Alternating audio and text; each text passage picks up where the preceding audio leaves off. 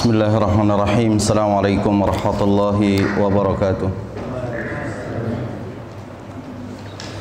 Innal hamdalillah nahmaduhu wa nasta'inuhu wa nastaghfiruh wa na'udzu billahi min shururi anfusina wa sayyiati a'malina may yahdihillahu fala mudilla lahu wa may yudlil fala hadiya lahu. Asyhadu an la ilaha illallah wahdahu la syarika lahu wa asyhadu anna Muhammadan abduhu wa rasuluh. Allahumma salli wa sallim wa barik ala nabiyyina Muhammadin wa ala alihi wa sahbihi ajma'in. Ya ayyuhalladzina amanu taqullaha haqqa tuqatih wa la tamutunna illa wa antum muslimun. Ya ayyuhan nasu taqu rabbakumul ladzi khalaqakum min nafsin wahidah wa khalaqa minha zawjaha وبث منهما رجالا كثيرا ونساء واتقوا الله الذي تساءلون به والأرحام إن الله كان عليكم رقيبا يا أيها الذين آمنوا اتقوا الله وقولوا قولا سديدا يصلح لكم أعمالكم ويغفر لكم ذنوبكم ومن يطع الله ورسوله فقد فاز فوزا عظيما. أما بعد فإن أصدق الحديث كتاب الله وخير الهدي هدي محمد صلى الله عليه وآله وسلم وشر الأمور محدثاتها وكل محدثة بدعة وكل بدعة ضلالة وكل ضلالة في النار. طيب إخوة الإيمان أعزني الله الأساتذة والأستاذات المرشدين والمرشدات أعزني الله. Insyaallah tabaraka wa taala di kesempatan malam hari ini kita akan kembali melanjutkan pembahasan kita dari kitab Al-Bahr Ar-Ra'iq fi Zuhdi wa Raqa'iq karya Syekh Dr. Ahmad Farid hafizahullah jalla wa ala, dan kita masih di pembahasan tentang fadlul ilmi wal ulama, keutamaan ilmu dan juga para ulama. Pada pembahasan malamnya lalu kita membahas dari tafsir surah Al-Mujadilah ayat 11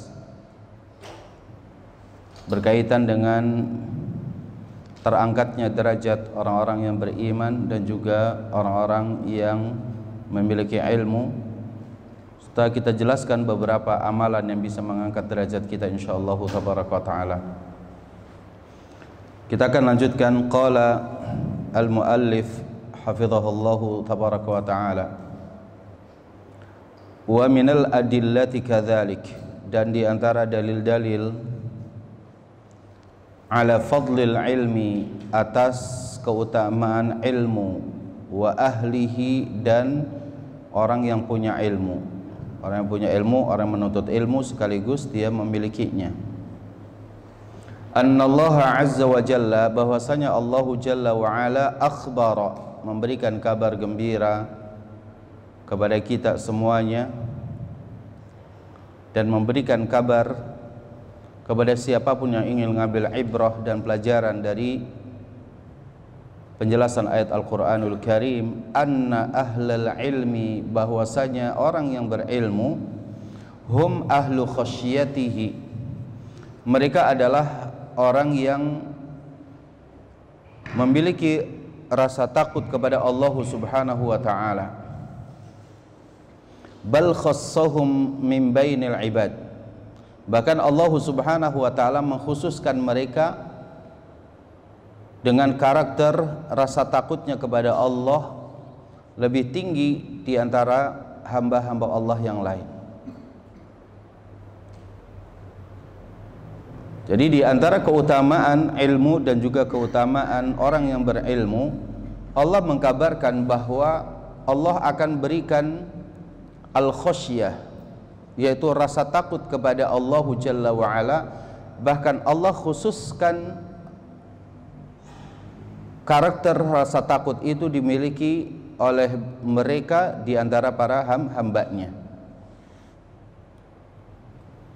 Faqala ta'ala, dalilnya adalah firman Allah Jalla wa'ala dalam surah Fatir ayat 28, innama yakhshallaha min ibadihil ulama'u innallaha azizun ghafur.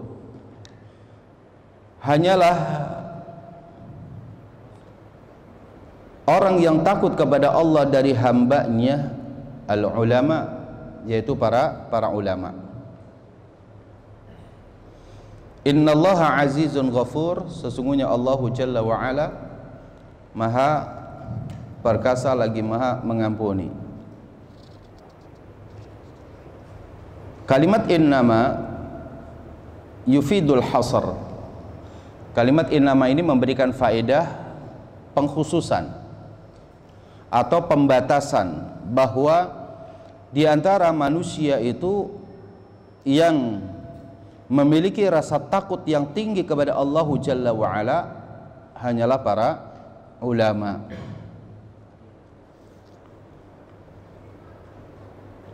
Allah Subhanahu wa ta'ala menjelaskan tentang al-khasyah, rasa takut, dengan kalimat al-khasyah, dan juga terkadang dengan kalimat al-khawf, ya, al-khawf. Fala takhafuhum wa khafuni in kuntum mu'minin. Jangan kamu takut kepada mereka, tapi takutlah kepada aku jika kalian orang yang beriman. Dalam ayat yang lain Allah katakan fala takhshawhum wakhshawni. Ya, janganlah kamu takut kepada mereka, tapi takutlah kepadaku. Ada perbedaan, ya, ini masuk dalam kategori kedalaman bahasa Arab ketika mengungkapkan al-khasyah dan al-khawf, meskipun dalam bahasa Indonesia itu maknanya sama-sama takut. Tapi dalam bahasa Arab itu ketika Allah Jalla wa Ala mengungkapkan dalam redaksi al-khasyah dan redaksi al-khawf, itu ada perbedaan. Dijelaskan oleh Fadilatul Syekh Abu Ammar Yasir Al-Adani di bab tentang al-kha, halaman 120, yaitu dalam kitab Idmanut Turuq li Ma'rifatil Furuq. Perbedaan antara al-khasyah dengan al-khawf, yang pertama, al-khasyatu takunu ma'al ilmi, ya, bil makhsya wa halihi. Rasa takut dengan ungkapan al-khasyah itu disertai dengan ilmu terhadap apa yang ia takutkan. Para ulama itu takut, ya, tapi takutnya itu di atas ilmu tentang misalkan tidak terampuninya dosa, tentang orang yang berilmu akan terlemparkan ke neraka pertama kali, awwalu man tusa'aru finnar. Tentunya setiap orang yang diancam bahwa dia akan dilemparkan ke neraka terlebih dahulu, dan di antara mereka itu adalah orang yang memiliki ilmu, maka kemudian ulama itu memiliki rasa takut terhadap itu. Artinya jangan sampai kemudian dia terjebak masuk kepada sesuatu yang ditakutkan itu. Ketika terjadi huru-hara pada hari kiamat, bahwa di sana ada orang-orang yang terhalangi dari meminum dari telaga Rasul sallallahu alaihi wasallam, para ulama itu orang yang pertama kali takut, jangan-jangan akulah yang terhalangi tersebut. Nah, ini al-khasyah itu kalau diungkapkan di dalam Al-Qur'anul Karim, maka takunu ma'al ilmi bil makhsya wa halihi. Sedangkan al-khawf yakunu minal jahli bihi. Kalau ungkapan takut dengan kalimat khauf itu ketidaktahuan, disertai dengan ketidaktahuan dia, disertai dengan ketidakpunya ilmunya tentang sesuatu yang ditakutkan. Kita katakan, kenapa takut? Ya, kalau berjalan pada malam hari di tempat yang gelap, ya pokoknya takut aja saya. Nah, itu khauf namanya, bukan khasyah. Ya, bukan khasyah. Juga yang kedua, kalau al-khasyah itu takunu bisababi azamatil makhsya, bahwa takut itu sebabnya karena besarnya sesuatu yang ditakuti itu, pada perkara yang sangat besar. seperti keselamatan dirinya dari ancaman neraka, ya, tergelincirnya dia dari kesesatan, misalnya, ini kan sesuatu yang besar. Sedangkan al-khauf ini terjadi karena lemahnya dia atas kejahilan terhadap sesuatu yang ia takutkan tadi, ya. Jadi seperti misalkan orang yang takut karena tadi dengan gelapnya tidak ada cahaya misalkan. Ini sesuatu yang kecil nilainya, itu namanya al-khauf. Allah Subhanahu wa ta'ala menjelaskan dalam ayat yang lain yang sering kita baca, surat Al-Mulk misalkan ayat 12. Innal ladzina yakhshawna rabbahum bil ghaibi lahum maghfiratu wa ajrun kabir. Sesungguhnya orang-orang yang takut kepada Rabb mereka terhadap perkara yang gaib, ya. Gaib ini para ulama membagi menjadi dua. Ada gaib mutlak, ada gaib nisbi. Ya, para ulama membagi gaib ini ada dua. Ketika kita berbicara alladzina yu'minuna bil ghaibi, al-ghaib itu dibagi menjadi dua. Ada al-ghaibul mutlak, ada al-ghaibun nisbi.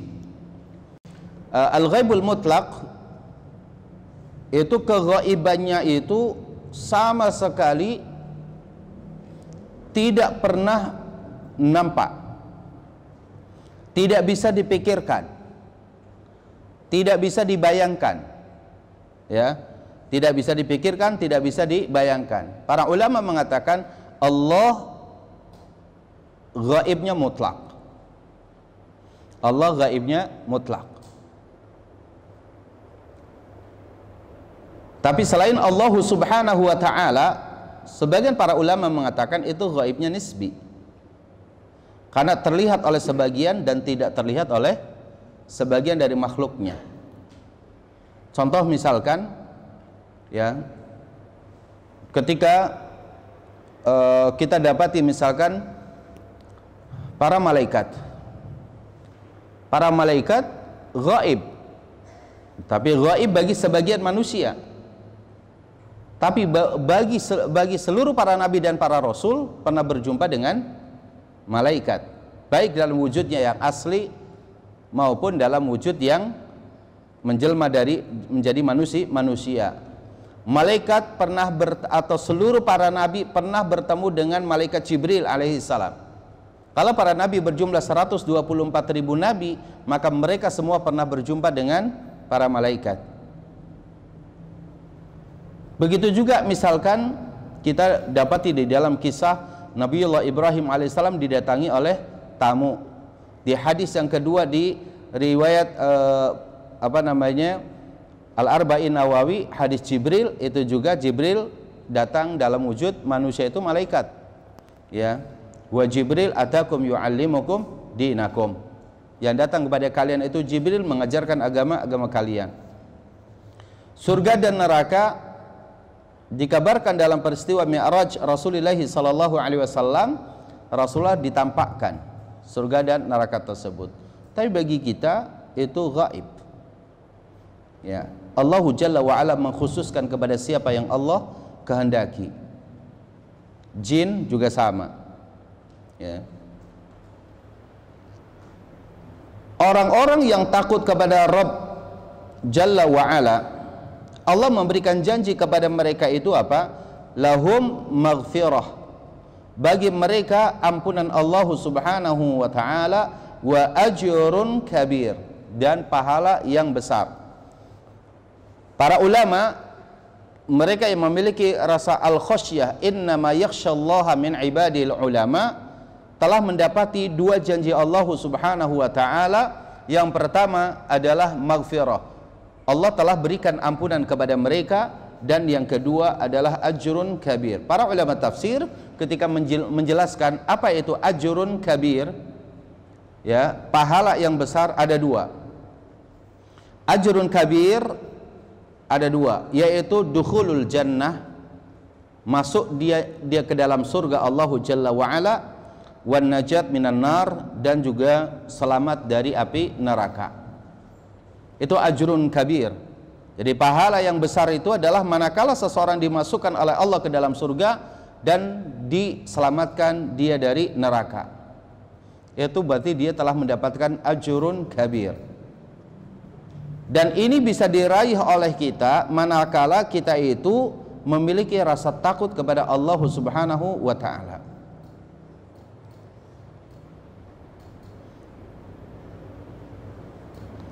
Kemudian ketika Allah Subhanahu wa ta'ala mengungkapkan kalimat takut dengan al-khawf, misalkan dalam surah Ar-Rahman ayat 46, Allah Jalla wa Ala berfirman, waliman khafa maqama rabbih jannatan. Waliman khafa, dan bagi orang yang takut, ya takut maqama rabbi, akan kedudukan Allah Jalla wa Ala yang maha tinggi, jannatani, akan mendapati dua surga.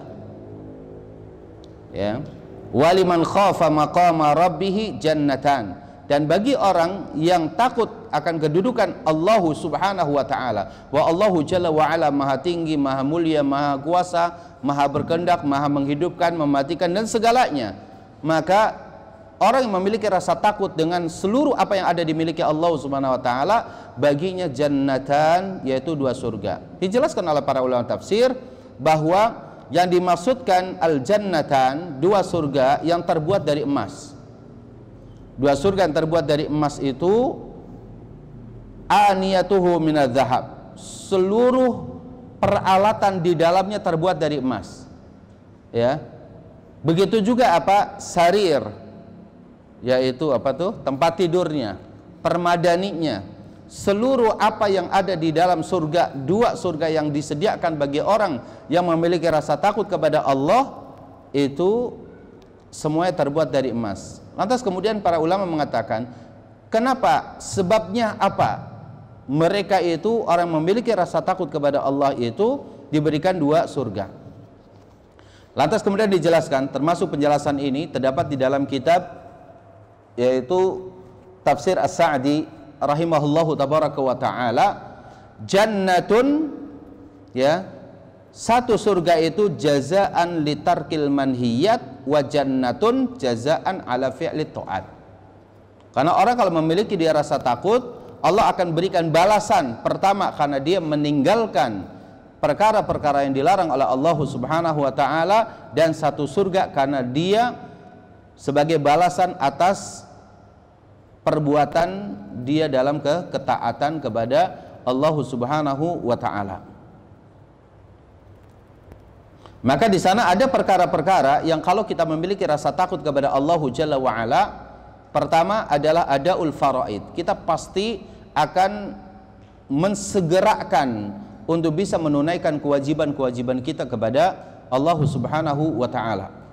Kalau kita memiliki rasa takut kepada Allah, maka akan bersegera, ya, melaksanakan setiap kewajiban yang Allah berikan dengan tidak menunda-nundanya. Itu karena kita memiliki rasa takut. Yang kedua, akan terus berusaha untuk tarkil muharramat, meninggalkan sesuatu yang diharamkan Allah Subhanahu wa ta'ala, wal wuquf inda hududillah, dan tetap menjaga diri dari batasan-batasan Allah Subhanahu wa ta'ala. Ini perkara yang akan mengikuti amalan kita manakala kita ini memiliki rasa takut kepada Allah Subhanahu wa ta'ala. Muncul pertanyaan bagi kita, sebab-sebab apa saja yang bisa menjadikan diri kita ini, atau yang bisa menolong kita untuk bisa memiliki rasa takut kepada Allah. Mal asbab al-mu'inah, ya, lil husul ala khasyatillah. Apa sebab-sebab yang bisa membantu kita agar kita semua, ya, bisa memiliki rasa takut kita kepada Allah Subhanahu wa ta'ala. Yang pertama, yaitu al-iktsaru min tilawatil Quran wa tadabburihi. Kita memperbanyak untuk membaca Al-Quran dan mentadabburinya.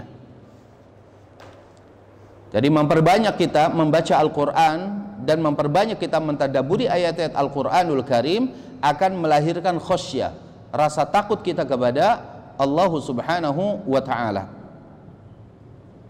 Yang kedua,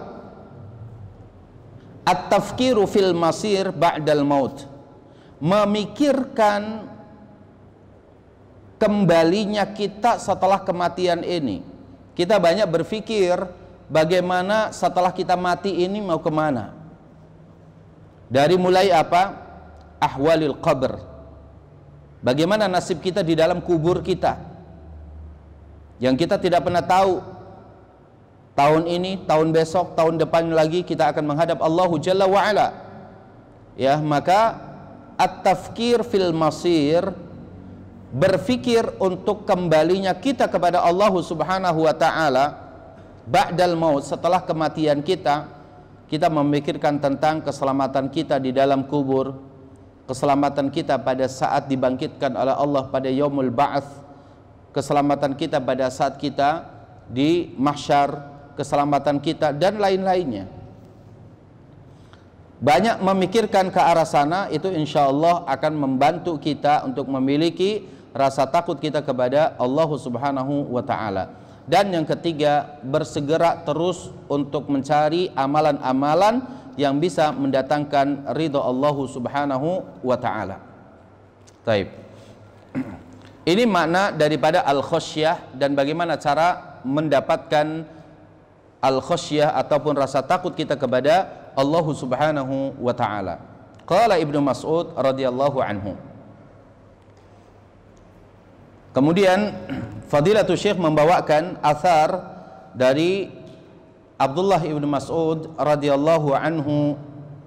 Qala, beliau mengatakan, kafa bi khasyatillahi ilma, kafa bi khasyatillahi ilma wa kafa bil ightirari jahla. Cukuplah rasa takut kita kepada Allah itu sebagai ilmu yang dimiliki oleh kita. Ya. Cukuplah rasa takut kita kepada Allah itu adalah ilmu yang dimiliki oleh kita. Kafa bi khasyatillahi ilma. Orang pandai di dunia ini banyak. Orang pintar di dunia ini banyak. Orang cerdas di dunia ini banyak. Akan tetapi orang yang takut kepada Allah Subhanahu wa ta'ala ini sangat langka. Ya. Sangat-sangat langka. Maka apa yang disampaikan oleh Abdullah bin Mas'ud radhiyallahu anhu, sahabat yang mulia, kafa bi khasyatillahi ilma, cukuplah bahwa dengan rasa takut kita kepada Allah itulah ilmu yang kita miliki. Wa kafa bil ightirari jahla, dan cukuplah kita ini tertipu, ya, sebagai kebodohan bagi kita. Artinya banyak orang yang merasa dia pintar tapi dia sebenarnya tertipu. Ya, itulah bentuk kejahilan dia. Ya, bentuk kejahilan dia. Untuk itulah wal ilmu huwa khasyatullahi azza wa jalla. Ilmu itu adalah takutnya kita kepada Allah. Itu ilmu. Wal alimu, dan orang yang berilmu, man yakhsyallaha, yaitu orang yang takut kepada Allah. Ilmu itu khasyatullah, dan alim adalah man yakhsyallah. Ilmu itu hakikatnya adalah rasa takut kita kepada Allah, sedangkan orang alim adalah orang yang memiliki rasa takut kepada Allah. Qila lisya'bi, pernah dikatakan kepada Al-Imam Asy-Sya'bi. Kita tahu bahwa Al-Imam Asy-Sya'bi bernama Amir bin Surahbil bin Abd bin Dhi Kibar Abu Amr Al-Hamadani Asy-Sya'bi.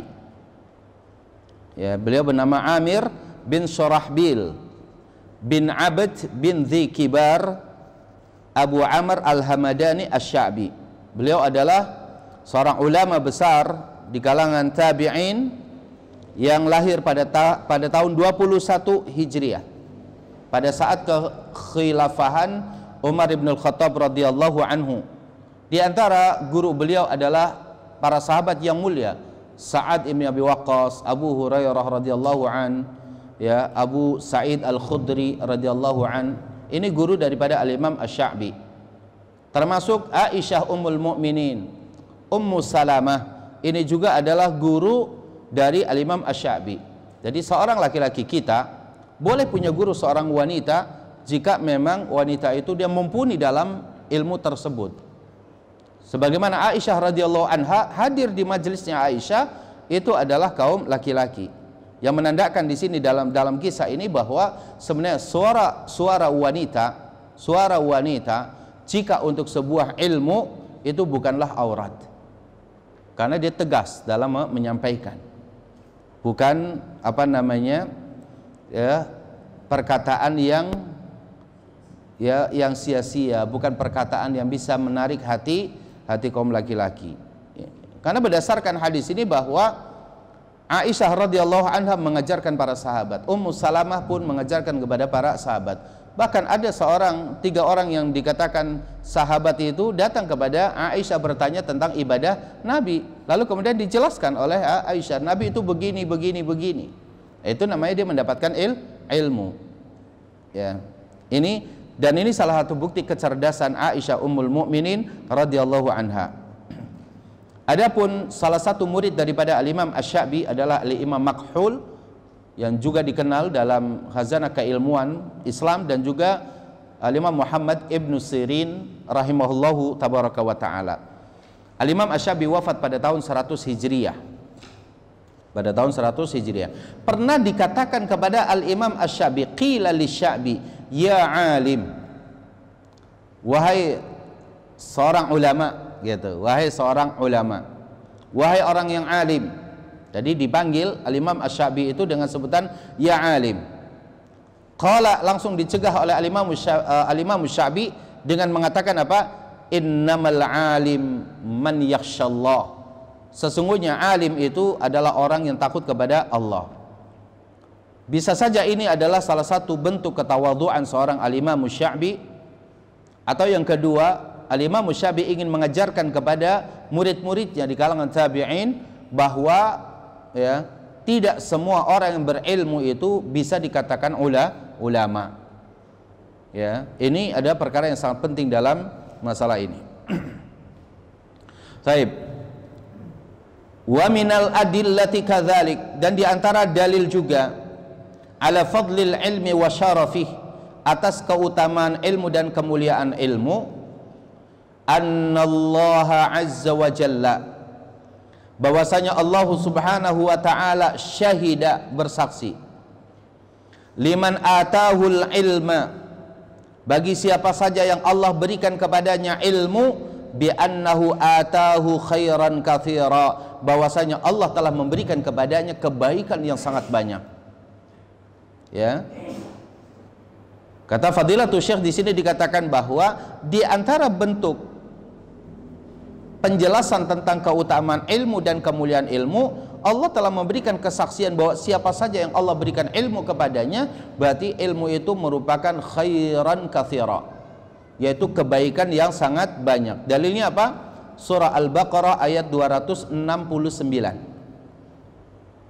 Yu'til hikmata may yasha wa may yu'tal hikmata faqad utiya khairan katsira. Yu'til hikmata, dialah Allah yang telah memberikan al-hikmah, may yasha, kepada siapa yang Allah kehendaki. Lalu kata Allah, wa may yu'tal hikmata, dan siapa yang Allah berikan al-hikmah, yaitu berikan al-hikmah, faqad utiya khairan katsira, maka sungguh orang yang telah diberikan al-hikmah yaitu utiya, telah diberikan khairan katsira, yaitu kebaikan yang sangat banyak. Wa ma hiyal hikmah, apa ini maksudkan al-hikmah? Sebagian para ulama banyak menjelaskan bahwa al-hikmah itu adalah as-sunnah. Itu yang pertama. Mana al-hikmah itu adalah as-sunnah. Artinya yu'til hikmata, siapa yang diberikan al-hikmah, siapa yang diberikan pemahaman kepada sunnah, maka sungguh dia telah diberikan kebaikan yang sangat banyak. Karena Al-Quran tidak akan pernah mampu dijelaskan kecuali dengan sunnah Rasul Sallallahu Alaihi Wasallam. Itu poin yang pertama. Dan ini banyak dijelaskan termasuk oleh Imam Ibnu Katsir ketika menafsirkan makna al-hikmah. Ya.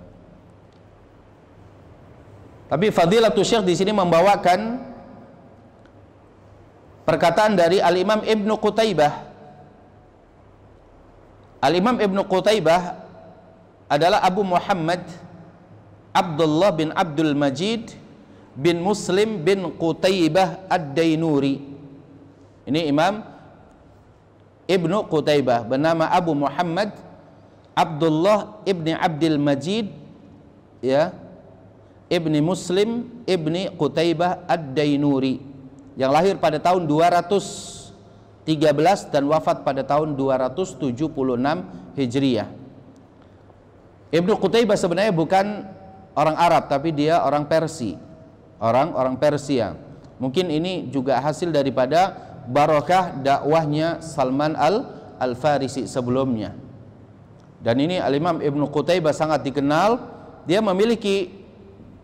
Dia seorang ahli tafsir juga. Di antara kitab yang dimiliki oleh Ibnu Qutaibah itu adalah Gharib Al-Quran. Hal-hal yang aneh, hal-hal yang asing yang ada di dalam Al-Quranul Karim. Ini Gharib Al-Quran. Ini banyak menjadi rujukan bagi para ulama tafsir, ya, dalam mengkaji tentang gharaib fil Quran. Hal-hal yang aneh, hal-hal yang asing yang tidak bisa difahami, yaitu banyak dijelaskan oleh Al-Imam Ibnu Qutaibah. Di antaranya juga kitab, ya, Uyunul Akhbar misalkan, dan juga banyak yang lain dari muallafat atau kitab Al-Imam Ibnu Qutaibah. Beliau hidup semasa pada Daulah Abbasiyah. Qala Ibnu Qutaibah wal jumhur, Al-Imam Ibnu Qutaibah dan juga mayoritas para ulama ketika menafsirkan makna al-hikmah, apa itu? Al-hikmatu isabatul haqqi wal amali bihi. Wal amalu bihi. Isabatul haqqi, menetapi suatu kebenaran, wal amalu bihi, dan melaksanakan kebenaran itu. Itu namanya al-hikmah.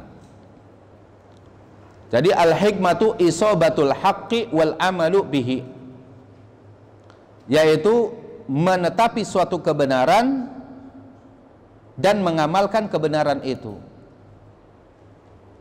Ada orang yang diberikan ilmu dan ilmu itu benar, tapi dia belum mengamalkan, maka belum mendapatkan hikmah yang besar baginya. Karena hikmah itu di sini dikatakan apa? Al-ilmun nafi wal amalus saleh, yaitu ilmu yang bermanfaat dan juga amal saleh. Dan Islam ini berisi dengan ilmu nafi dan amalus saleh, sebagaimana dikatakan dalam penafsiran para ulama ketika menafsirkan firman Allah, "Huwallazi arsala rasulahu bil huda wa dinil haqqi liyudhhirahu 'ala dini kulli walau karihal kafirun," bahwa ketika Allah katakan huwallazi arsala rasulahu bil huda, al huda ada al ilmu nafi, wa dinil haqq itu ada al amal as-salih, al amal as-salih. Maka Islam itu adalah ilmu nafi dan amal saleh. Orang yang berilmu dia tidak beramal, maka belum mendapatkan kebaikan yang sangat banyak. Tapi kalau mendapati satu kebenaran yaitu dengan ilmu, lalu kemudian dia berusaha terus untuk mengamalkan, maka insya Allah dia telah mendapati al-hikmah, yaitu kebaikan khairan katsira. Taib. Wa minal adillati kadzalik, dan di antara dalil juga ala syarafil ilmi wa fadlih, atas kemuliaan ilmu dan keutamaannya, annallaha azza wa jalla, bahwasanya Allahu jalla wa ala ja'ala saydal kalbil jahili, telah menjadikan buruan, hasil buruannya hewan yang disebut al-kalb, yaitu anjing, al-jahil, ya, Allah telah menjadikan hasil buruan dari seekor anjing yang jahil, anjing yang tidak dilatih, ya, itu maitatan, tetap hukumnya sebagai bangkai, yahrumu akluha, yang haram untuk memakannya, dimakannya itu haram. Wa abaha, dan Allah membolehkan al-kalbal mu'allam, anjing yang dilatih, ya, hasil buruan dari seekor anjing yang dilatih itu hukumnya halal dimakan oleh kita, sedangkan hasil buruan dari al-kalbal jahil itu tetap hukumnya jadi bangkai. Wa hadza min syarafil ilmi, kata Fadilatul Syekh, ini termasuk kemuliaan dari ilmu. Dasarnya apa? Surah Al-Maidah ayat 4. Dalilnya surat Al-Maidah ayat 4. Yas'alunaka, qala Allah Ta'ala, yas'alunaka madza uhilla lahum. Mereka bertanya kepadamu wahai Muhammad, madza uhilla lahum, apa yang dihalalkan bagi mereka? Qul, jawab wahai Muhammad kepada mereka, uhilla lakumut thayyibat, Allah halalkan bagi kalian itu at-thayyibat, semua perkara yang baik, semua makanan, minuman, hewan, tumbuhan yang baik-baik, itu masuk dalam kategori at-thayyibat. Sebagaimana Allah Subhanahu wa taala apa? Sampaikan, wa yuhillu lahumut thayyibat wa yuharrimul khaba'ith. Allah halalkan bagi kalian semua yang thayyibat. Kata para ulama tafsir, at-thayyibat adalah sesuatu yang pada hukum asalnya itu diperbolehkan, dari makanan, dari minuman, tetumbuhan, buah-buahan, ya, sampai datangnya dalil yang mengharamkan. Untuk itulah para ulama memberikan kaidah al aslu fil asya'i al ibaha illa madallat alaihi atau dalat ala tahrimi. Hukum asal dalam perkara yang makanan, minuman dan yang lainnya ini mubah pada asalnya, kecuali ada dalil yang mengharamkan, ya, kecuali ada dalil mengharamkan.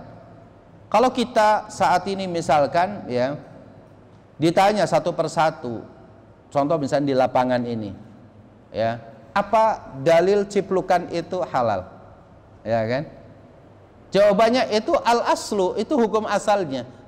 Kecuali kemudian kita dapati bahwa setelah kita makan beracun dan bisa menyebabkan sakit pada orang. Dedaunan dari pohon mangga yang masih muda-muda, boleh nggak? Boleh. Kita bikin sambal, bawa ke tengah di bawah pohon mangga, lalu kita petikin yang muda-muda, lalu sebagai lalapannya, boleh, ya kan? Kan banyak itu dedaunan atau tumbuh-tumbuhan yang kecil yang orang menganggap itu lalapan. Dari mana itu lalapan? Ya, ini jadi lalapan, ini jadi lalapan. Karena kita mendapati al aslu fil asya al ibaha. Ya, ini itu namanya thayyibat. Begitu juga hewan misalkan, hewan. Kalau mau kita cari yang thayyibat dengan yang khaba'ith, wallahi akan lebih banyak yang thayyibat jika dibandingkan dengan al-khaba'ith. Kita dapati misalkan di sini aja hewan yang ada di sini, bisa sebutkan satu persatu, ini kebanyakan halal, kebanyakan thayyib. Yang khabith itu sedikit, seekor anjing khabith, untuk itu jarang ada di kita sini, ya. Itu banyak dalil-dalil yang menjelaskan hal-hal itu. Lalu kemudian di sini dikatakan wa ma 'allamtum minal jawarihi mukallibina, ya. Wa ma 'allamtum, dan apa yang kalian ajarkan, minal jawarih. Al jawarih itu adalah hewan yang digunakan untuk buruan, ya, bukan anjing saja, tapi misalkan al-fuhud atau al-fahad atau al-saqar misalkan, ya, Al-Fahad itu apa? Macan atau singa gitu ya, yang memang dilatih oleh kita. Kemudian juga seekor anjing dilatih oleh kita. Kemudian juga as-saqar, yaitu elang, misalkan burung elang seperti itu gitu ya. Itu kan burung elang tidak boleh dimakan. Ya. Karena dia memiliki apa? Ada nas yang memiliki apa? Cengkraman, kemudian ini juga tajam gitu kan, seperti itu. Seekor anjing juga nggak boleh dimakan ya. Atau barangkali buaya ya, buaya. Kalau kita bisa ngelatih buaya itu, ada pawang buaya tuh gitu. Buaya kita latih gitu ya, kemudian nangkap ikan hiu, nangkap ikan apa gitu ya. Nah ini termasuk minal jawarihi mukallibin, yaitu hewan-hewan yang bisa dilatih oleh kita. Tapi apa syaratnya di sini? Tu'allimunahunna mimma 'allamakumullah. Kalian mengajarkannya itu seperti apa yang diajarkan oleh Allah kepada kalian. Artinya di sini pengajarannya itu al-ma'ruf bil 'urf, yang layak diketahui dalam tradisi dan kebiasaan kita. Ya. Sekarang udah mulai banyak tuh, ya udah mulai banyak ada hotel untuk anjing, itu ada, ya kan? Apa tuh namanya itu? Saya dapat berita itu dogs apa gitu bahasa Inggrisnya gitu. Dan itu hotel, ya di masa pandemik ini gitu ya, itu sekali kunjungan. Ya, bawa seekor anjing dia dari rumah misalkan, atau orang yang hobi anjing kemudian dia datang ke tempat tersebut hanya sekedar untuk apa? Menghibur diri, itu tiket masuknya 60.000. Nah, itu lebih besar dari masuk ke apa namanya? Ragunan 6.000 7.000 bisa. Ini masuk ke itu, dan itu apa namanya? Ada tukang karcisnya gitu ya, kemudian di dalamnya ada kafe. Itu cuman untuk melihat ya hotel anjing. Hotel anjing itu bukan hotel kayak kita lihat itu gitu ya, tapi kandang-kandang anjing yang memang itu di situ ada tempat tidur, ada makannya, ada apa gitu. Dan kita bisa bermain-main dengan anjing tersebut. Padahal itu hewan yang najis. Air liurnya najis. Yang kalau kemudian nempel di kita ini harus di apa? Cuci 7 kali. Ya kan? Wa ulahunna biturab, salah satunya atau yang pertama dengan apa? Debu, digosok dengan debu, baru kemudian 6 kalinya lagi dengan air. Tapi di masyarakat kita sekarang di Jakarta itu sudah menjadi satu tren saat ini. Ya. Di sebagian masyarakat yang memang dia memiliki apa namanya? Tujuan untuk menjaga rumah, ya maka memelihara anjing itu satu hal yang biasa. Ya, baik dia muslim atau yang bukan muslim. Kalau kemudian hewan-hewan al-jawarihi mukallibin tadi, hewan-hewan yang dipakai, digunakan untuk apa namanya? Berburu, dan itu dilatih oleh kita, maka apa? Fakulu mimma amsakna alaikum, maka makanlah dari hewan yang ditangkap oleh dia tuh.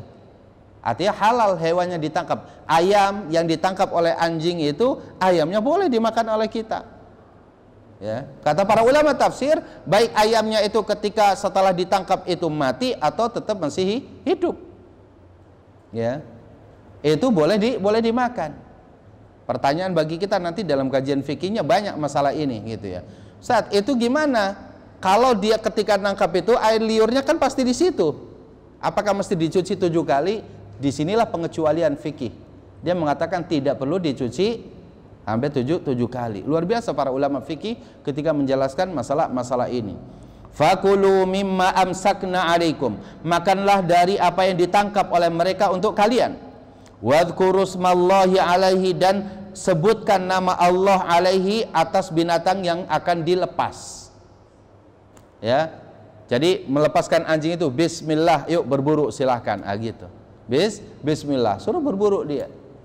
Itu. Wattaqullah, dan hendaklah bertakwa kalian kepada Allah. Innallaha sari'ul hisab, sesungguhnya hisab Allah, ya sesungguhnya Allah maha cepat hisabnya. Nah, ikhwatal iman, a'azani Allah wa iyyakum. Asy-Syaikh As-Sa'di dalam tafsirnya ketika menjelaskan surah Al-Maidah ayat 4 ini ada 10 fawaid. Yang ini barangkali boleh kita catat ya. 10 fawaid dijelaskan oleh Syekh Abdurrahman bin Nasir As-Sa'di ketika menjelaskan apa? Menjelaskan surah Al-Maidah ayat 4. Faedah yang pertama, ayat ini menunjukkan lutfullah bi'ibadihi wa rahmatihi lahum haitsu wassa'a alaihim turuqal halali. Ayat ini menunjukkan kemahalembutan Allah Jalla wa'ala atas hambanya. Allah maha lembut, Allah latif, Allah maha kasih sayang kepada manusia, di mana Allah meluaskan kepada manusia jalan-jalan yang halal. Artinya apa? Memberikan perkara-perkara yang itu bagian daripada sesuatu yang halal dilakukan oleh seorang manusia. Dalam bahasa yang lainnya, di antara bentuk kemahalembutan Allah Subhanahu wa taala, makanan yang halal ini jauh lebih banyak. Minuman yang halal itu jauh lebih banyak. Pendapatan yang halal itu jauh lebih banyak. Hewan yang halal itu jauh lebih banyak, tumbuhan yang halal, sayuran yang halal itu lebih banyak dari apa yang dilarangnya. Ini kemahalembutan Allah Subhanahu wa taala. Tadi sampai-sampai kita katakan semua yang ada di sawah ini kalau memang tidak beracun silakan bisa dimakan. Silakan bisa dimakan. Seluruh binatang laut itu halal. Huwa tahuru ma'uhu al-hillu maitatuhu, kata Rasul. Air laut itu suci dan seluruh bangkai dari binatang laut, bukan binatang yang diceburkan ke laut, bukan. Binatang yang hidupnya di laut itu semuanya halal. Saya pernah mengatakan dari mulai kepiting yang kecil sampai yang besar, sampai anisa bahar itu juga halal. Ya, sampai anisa bahar. Bukan artis, nisaul bahr. Orang Arab nyebutnya nisaul bahr, yaitu wanita laut. Orang kita nyebutnya putri duyung. Putri duyung. Ya kalau ada antum lagi ke tengah-tengah ke Pulau Seribu misalkan di sana gitu ya, kemudian di sana ada pulau kecil di tengah-tengah laut, ya ternyata ada apa namanya, ada orang wajahnya kayak manusia begitu gitu ya, kemudian bagian anggota tubuhnya ikan begitu ya, lalu kemudian dia langsung nyelam kemana-mana gitu. Antum tunggu sedian gak muncul-muncul, besok muncul lagi, ya kan gak mungkin kalau dia manusia, ya kan? Manusia sekuat-kuatnya dia menyelam pasti ada apa? Pasti ada batasnya. Hatta dia menggunakan apa? Menggunakan ya peralatan untuk penyelaman. Tanya kepada tentara yang memang dia tugasnya menyelam, berapa lama dia mampu di dalam. Tapi kalau nisaul bahar ini memang dijelaskan oleh para ulama, ya dia memang hidupnya di dalam laut. Memang bukan manusia, cuman kita aja nyebutnya manusia. Kan sama seperti penyebutan anjing laut. Oh, anjing haram loh. Anjing haram dimakan. Tapi gimana Ustaz kalau anjing laut? Ya kita aja nyebutnya anjing laut. Ya kan? Allah bisa saja menyebutnya yang lain. Karena kita saja, seandainya pohon ganja itu tidak dinamakan pohon ganja, halal nggak? Halal aja. Orang dulu juga awalnya pohon ganja itu halal, sekarang aja diharamkan. Kenapa? Karena ada orang menyalahgunakan untuk mabuk. Sehingga ketika mabuk itulah yukhammirul aqla, bisa merusak akal kita. Maka jangankan pohon itu, kullu ma, segala sesuatu, yukhammirul aqla fahuwa khamrun. Semua yang merusak akal itu khamr. Ya, wa kullu khamrin haram, dan setiap khamr itu haram. Karena itu muskir, memabukkan. Wa kullu muskirin haramun qaliluhu wa katsiruhu. Ya kan? Setiap yang memabukkan itu haram, sedikit atau banyak.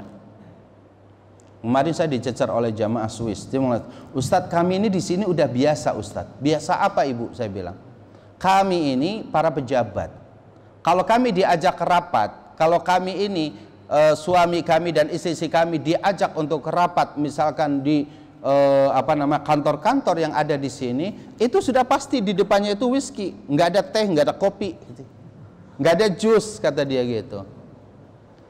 Saya bilang, apakah kalau kemudian ya sesuatu yang terjadi di keadaan seperti itu dan jelas itu haram, tapi itu kan alkoholnya beda-beda Ustadz, ada 0,%, ada 1%, kita katakan dalilnya tadi kullu muskirin haramun qaliluhu wa kathiruhu, setiap yang memabukkan itu haram sedikit maupun banyak, maupun 0,000%, kalau di situ ada alkohol maka haram diminum.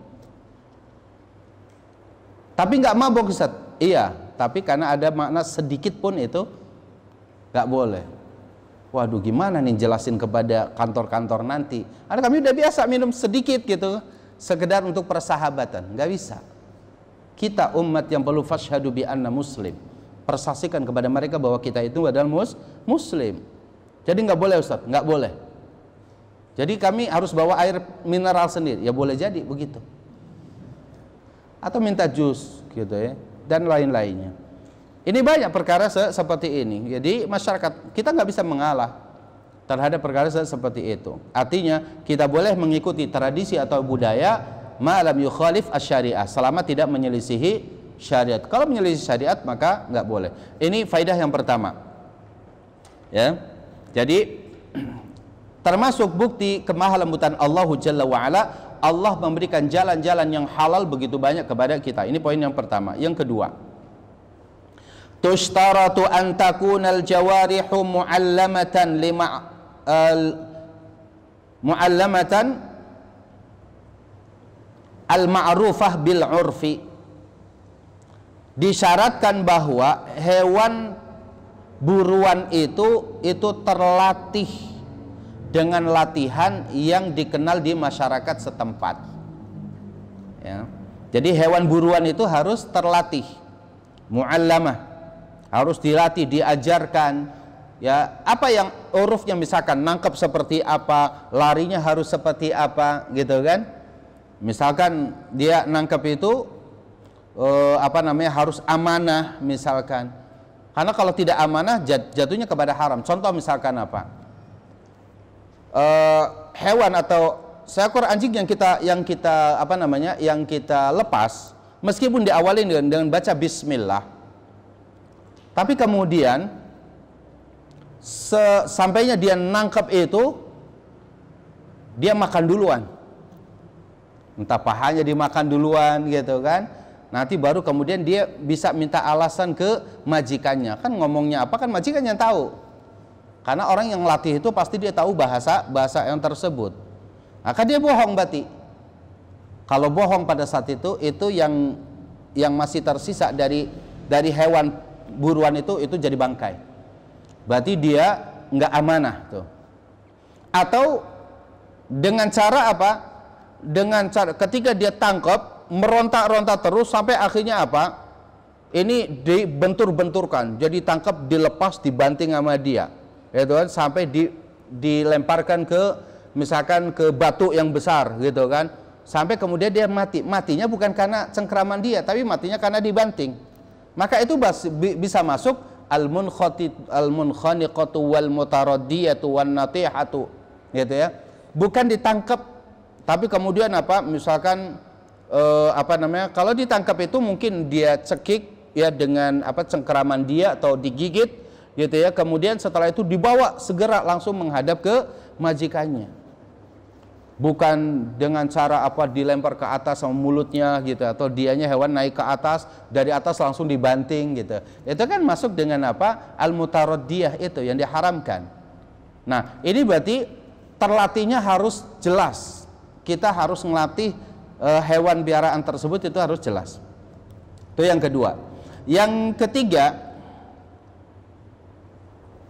ya, atau tadi yang ketiga masuk dalam penjelasan saya ya, tushtaratu an tujrihahul jawarih ghairal munkhaniqah wal mutaraddiyah. Tadi sudah. Jadi cara mematikannya bukan dengan cara yang diharamkan oleh Allah, dengan cara dibanting, dijatuhkan atau tanduk atau apa gitu, tapi dengan ditangkap lalu kemudian dibawa. Ketika tangkap meronta-ronta, dia tetap pada mulutnya, dia dibawa. Atau ketika dia dengan tangannya, maka dengan tangannya. Yang kalau masih hidup itu si pemilik hewan buruan itu bisa menyembelihnya. Tapi kalau ketika dibawa itu sudah dalam keadaan mati, maka itu tidak mengapa selama itu menghindarkan kematiannya itu karena dilempar atau karena ditanduk atau misalkan karena apa gitu ya. Artinya dengan ayat berapa tuh? Yang ayat berapa tuh? Yang wan natihatu wal mutaraddiyatu, ya kan? Al munkhaniqatu wal mutaraddiyatu wan natihatu, ya kan? Nah, itu dengan cara itu diusahakan hewan buruan kita itu tidak boleh melakukan hal itu. Itu yang ketiga. Yang keempat,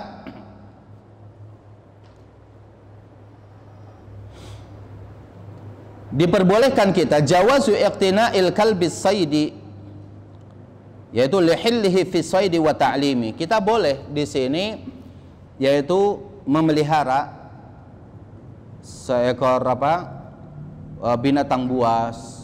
Ya, anjing kan termasuk binatang buas. Kemudian elang juga itu binatang buas termasuknya. Kemudian singa, macan misalkan, itu semuanya binatang buas, termasuk buaya seperti tadi gitu ya, itu termasuk binatang buas. Ya, itu boleh dipelihara oleh kita selama kita pemanfaatannya. Sebagian para ulama syarat untuk diperbolehkannya ini, satu, binatang itu termasuk binatang yang bisa dilatih. Itu yang pertama. Binatang itu memang bisa dilatih. Yang keduanya itu bahwa dimanfaatkan untuk menjaga keamanan ataupun untuk berburu. Seorang muslim kita tahu bahwa tidak membolehkan seekor anjing itu masuk ke dalam rumah kita. Bahkan dikatakan bahwa rumah tidak akan didatangi oleh malaikat rahmat kalau dia ada seekor anjingnya.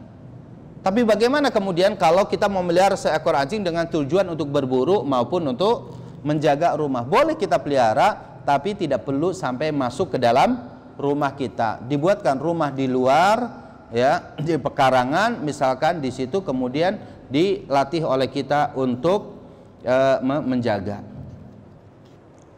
Pertanyaan, Ustadz, pondok boleh enggak ya untuk ngejar anak santri yang kabur? Ya, itu hukum asalnya boleh, tapi kita akan hukum boleh aja misalkan untuk mencari santri yang ngumpet di mana gitu, apalagi bau santri ketahuan, jarang pakai minyak wangi kan, dia ketahuan dia. Ya, cuman permasalahannya itu adalah apa? Ya, sum'ah pondoknya pasti akan bermasalah tuh. Di masyarakat kita belum terbiasa untuk mengkaji hal-hal seperti ini gitu ya. Ada yang sangat-sangat berhati-hati kalau udah berbicara najis mughalazoh itu udah berat itu. Ya kan, seekor anjing najis mughaladoh gitu kan. Wah, itu udah berat gitu. Baik. Yang kelima, ayat ini menunjukkan taharatu ma asabahu famul kalbi minas saidi.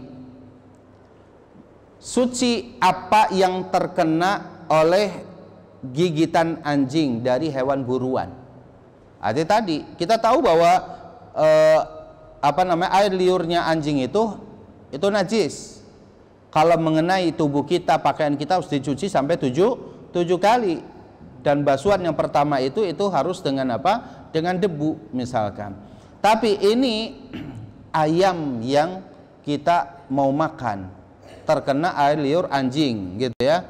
Nah, ini hukumnya toharah, artinya suci, karena memang ini sengaja sudah dilepas oleh kita, sudah dididik oleh kita. Taib. Yang keenam, ayat ini menunjukkan yaitu fadlul ilmi. Ayat ini menunjukkan apa? Keutamaan ilmu. Yaitu kenapa diambil dari apa? Jawaz al-kalbi al-mu'allam, diperbolehkannya seekor anjing yang terlatih untuk berburu. Ini menandakan bahwa terlatih dengan ilmu berarti menunjukkan keutamaan ilmu. Jadi kalau seekor anjing saja yang haram untuk ini bisa dilatih, apalagi ya misalkan kita manusia yang Allah karuniakan kepada kita semua akal yang sehat, maka insya Allah kita akan lebih bisa menerima ilmu-ilmu yang Allah amanahkan kepada kita. Ya, taib. Yang ketujuh,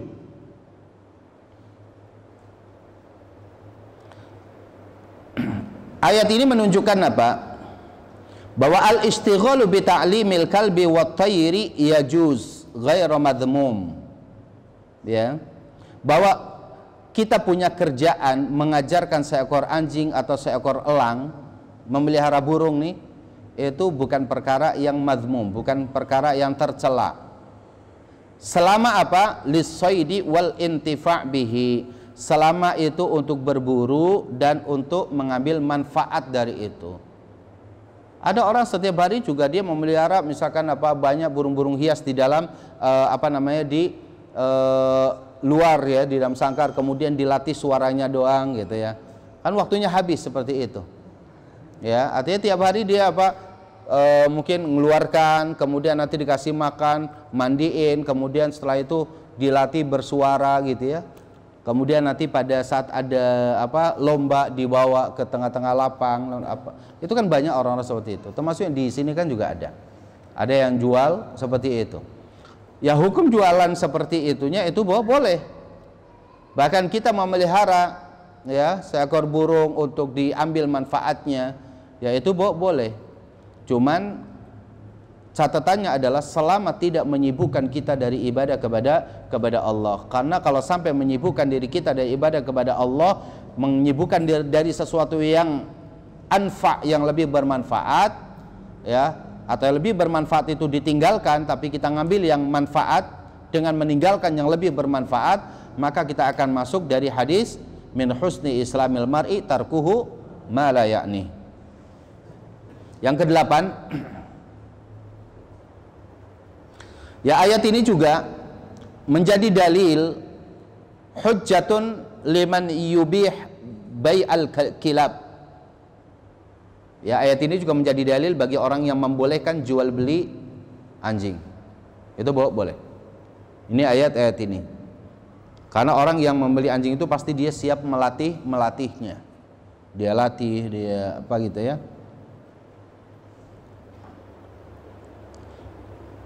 Seekor kera itu sebenarnya binatang yang termasuk bisa dilatih. Tapi terkadang kera ini banyak bohongnya. Ya kan, itu beda dia. Dia punya nilai kejujuran jika dibandingkan dengan seekor anjing itu, mungkin kera itu lebih banyak berbohongnya. Ya, dan rakus terhadap dirinya. Ya. Itu makanya tidak diberikan contoh oleh para ulama sebagai al-jawarih. Padahal dia yang lebih dekat dengan kehidupan manusia dan dia itu bisa dilatih. Cuman karena kebohongannya itu yang sering, itu akhirnya tidak dicontohkan dalam beberapa buku fikih, itu tidak masuk dalam contoh al-jawarih mukallabin tadi. Yang kesembilan, ishtiratut tasmiyah inda irsalil jawarih, disyaratkan membacakan bismillah ketika melepaskan hewan buruan tadi. Ini yang kesembilan nih. Ishtirat at-tasmiyah inda irsalil jawarih, yaitu disyaratkan mengucapkan bismillah ketika ketika melepaskan hewan buruan tadi. Dan yang terakhir, yajuzu aklu masadahu al-jawarih, boleh kita memakan hewan dari hasil buruan yang dengan menggunakan hewan buruan tadi. Ya, jadi hasil buruannya boleh dimakan oleh kita. Di akhir dalam pembahasan ini, Fadilatul Syekh mengatakan, walaula maziyatul ilmi wat ta'limi wa syarafahuma, kalaulah bukan karena keutamaan dari ilmu dan keutamaan mengajarkan ilmu dan kemuliaan atas ilmu dan mengajarkan ilmu, kana saydul kalbil jahili wal muallami sawa, maka hasil buruan dari seekor anjing yang tidak terlatih dengan seekor anjing yang terlatih, ya, itu akan sama kalau bukan karena ilmu. Yang membedakan antara hasil buruan seekor anjing yang terlatih dengan seekor anjing yang tidak terlatih karena ilmunya. maka hasil buruan dari seekor anjing yang terlatih hukumnya boleh dimakan oleh kita, ya, sedangkan hasil buruan dari seekor anjing yang tidak terlatih itu hukumnya haram, karena itu dianggap kalau dia mati maka dianggap dengan bangkainya.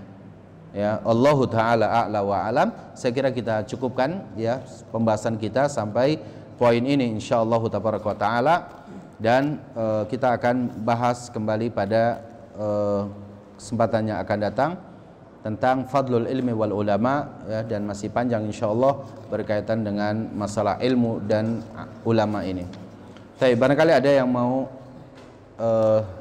istifsar ataupun menambahkan, kita berikan kesempatan, silakan. Fadhal Ustaz. Di sini kata Syekh Sa'di dia mengatakan asal ini yang ke-8 fi hujjatul liman abaha bai akal bisaid. Yani di sini menunjukkan hujjah bolehnya makan, menjual beli, ya? Jual beli, menjual yubih, anjing ini, anjing buruan. Yang dikhususkan ini anjing yang boleh jual itu anjing buruan. Kalau yang anjing yang bukan buruan itu nggak boleh seperti itu. Iya, karena pada dasarnya orang ketika beli anjing itu ada maksud, ya, ada maksud dia untuk melatihnya. Maka tadi ada dua. Pertama itu yang untuk memburu, yang kedua untuk menjaga. Karena hakikatnya seekor anjing yang untuk menjaga itu juga tujuannya memburu. Cuman memburu misalnya menjaga rumah, kemudian memburu kalau ada apa namanya para ulama fikih lil hirasati wassaidi, ya, untuk menjaga rumah dan juga untuk berburu, itu yang diperbolehkan. Tapi kalau hanya sekedar untuk iseng-iseng saja gitu ya, tidak ada untuk hobi-hobi saja, maka ini bagi seorang muslim itu tidak layak untuk memeliharanya, karena para ulama mendapati alasan hanya dua, lil hirasati wassaidi, ya, untuk menjaga rumah dan juga untuk berburu. Dua hal inilah alasan yang dijadikan oleh para ulama fikih membolehkan jual beli anjing tadi, gitu. Baik, syukran. Fadhal. Waalaikumsalam warahmatullahi. Apabila ada anjing sudah terlatih berburu dan hasil tangkapannya itu babi, dan babi itu dijual kembali ke orang bukan Islam atau kafir, hasil uangnya boleh digunakan untuk membeli peralatan buruan atau gimana? Ya, bahwa seekor yang ya banyak ini pertanyaan yang banyak terjadi, bahwa dia punya seekor anjing, dia muslim, dia punya seekor anjing, lalu kemudian yang dia buru itu adalah babi gitu ya. Dan babi itu sebenarnya bagi kita haram sama sekali. Memanfaatkan sesuatu yang haram gitu ya, baik itu harganya maupun ini, itu tidak diperbolehkan oleh para ulama. Itu masih banyak mencari nafkah yang halal. Kalau tadi ada alasan seekor anjing itu boleh dimanfaatkan oleh kita, kan hanya pada dua. Tapi kalau misalkan saya hobinya jual beli seekor anjing saja, bukan untuk latih, bukan untuk jaga atau apa, juga hukumnya sama gitu.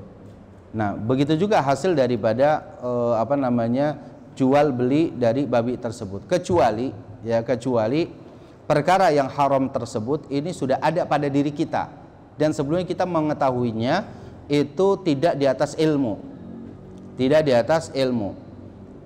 Kita memelihara babi karena kita tidak tahu, yang penting kita memanfaatkan uangnya saja. Setelah dapat ilmu gitu ya, maka kemudian mau dikemanakan nih gitu babi tersebut gitu. Maka kita jual semua untuk apa? Menyelesaikan urusan ini, maka kemudian ambil uangnya lalu dimanfaatkan untuk kemaslahatan umum, bukan untuk kepentingan pribadi. Itu ya, taib seperti itu. Fadhal. Ya, ada profesi itu jual beli anjing kampung ya, bukan kota anjing. Terus kadangnya juga ada kampung juga ya, jual ke penampungan. Ya, itu berarti maknanya kan iseng. Ya, bisnis gitu ya, maknanya bisnis, bukan kita beli untuk menjaga untuk kita gitu. Kalau misalkan kita misalkan dalam tanda kutip ya, mohon maaf, misalkan sekarang untuk jaga rumah kita dengan aset-aset kita yang banyak, misalkan sewa tentara mahal, ya, sewa polisi mahal, anjing aja lah yang kita pelihara gitu kan. Kita beli itu memang untuk jaga atau untuk berburu khusus untuk kita. Maka pada saat itu hukum kita membeli itu boleh. Tapi kita memanfaatkan dari hasil jual beli tersebut untuk makan kita itu nggak boleh. Sama seperti misalkan orang jual beli alat musik, ya kan sama tuh. Alat musik itu nggak boleh. Para ulama itu tidak membolehkan. Maka kita tidak boleh ngambil sesuatu dari alat musik tersebut. Tapi kalau misalkan dulu kita pernah suka dengan musik, lalu kita beli keyboard gitu ya, kita punya keyboardnya, kita punya drum band, kita punya gitu kan, karena kita punya sekolahan terus ada drum band, ada apa gitu. Nah ini kan sekarang nggak boleh, karena kita tahu hukumnya ini min mazamiri syaitan. Ini termasuk semua alat-alat musik itu adalah semuanya perbuatan syaitan, alat-alat yang dimiliki oleh syaitan. Maka kita nggak boleh. Maka apa? Boleh nggak kita menjualnya? Jawabannya boleh, karena ini sudah ada pada diri kita, gitu ya. Nah itu dijual saja, dimanfaatkan untuk yang lain, gitu. Karena kalau misalnya antum kasihkan ke sekolah lain, ya ini nanti dimanfaatin lagi kalau sekolahnya Islam kan, nggak boleh. Saya dulu ingat sekali di 2008 Hidayatun Najah itu atau An-Najah itu punya drum band 2 set, satu marching band, yang keduanya drum band. Dan kalau dijual ini kita dapat uang tuh di situ. Yaitu saya bilang ini bahaya nih kalau ini gitu. Akhirnya apa? Satu, saya kembalikan kepada wakifnya. Saya kembaliin aja deh. Karena dia minta, "Ustaz, drum band jangan dijual ya." Enggak, Pak Haji ambil aja. Kalau itu. Yang satunya lagi saya kembalikan lagi kepada asalnya. Yang beli itu dulu misalnya Darun Najah, orangnya ada Darun Najah, saya kembaliin lagi. Jadi dua-duanya alat marching band dan itu saya kembalikan kepada itu sehingga pondok itu kosong dari alat-alat musik tersebut gitu.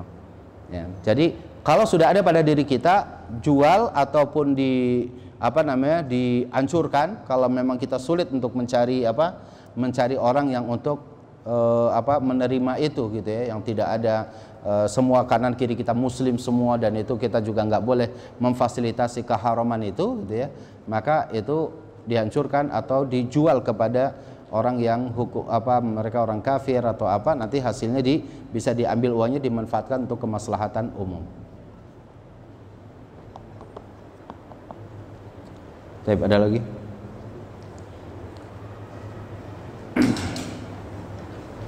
Tapi kalau tidak ada, kita tutup insyaallah kajian kita malam hari ini dengan kafaratul majlis. Subhanakallahumma bihamdik asyhadu an la ilaha illa anta astaghfiruka wa atubu ilaik. Wassalamualaikum warahmatullahi wabarakatuh.